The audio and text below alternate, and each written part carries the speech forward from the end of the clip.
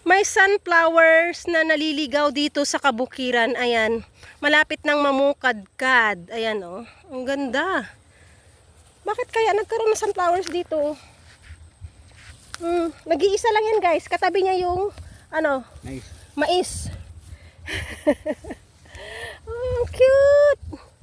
Nag-iisa lang. Hindi pwedeng uwi yan. Mamamatay yan oh. Kasi nagtubo na. Pasyal kami sa kabukiran, sa aming palayan. Oh, malapit ng anihin. So after 2 days naming nakita yung sunflower sa gitna ng taniman, ayan, napag-usapan namin ni Jowa na balikan at iuwi sa bahay ni Modra Bells. Kasi malapit na kaming magpa-harvest dito sa palayan. After naming magpa-harvest, malamang isusuga na yung mga kalabaw na yan dyan sa na-harvest para makakain sila ng mga damo.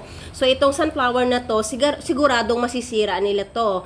Kaya napag-usapan namin na bungkalin na lang at iuwi sa bahay ni Modra Bells para hindi siya masira. Ayan. So, after 3 days, guys, ito na ang sunflower. Ayan, namukadkad na.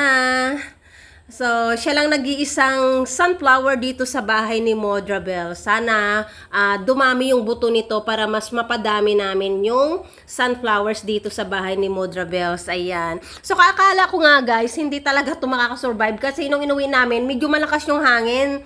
Tapos, nakasakay kami sa motor.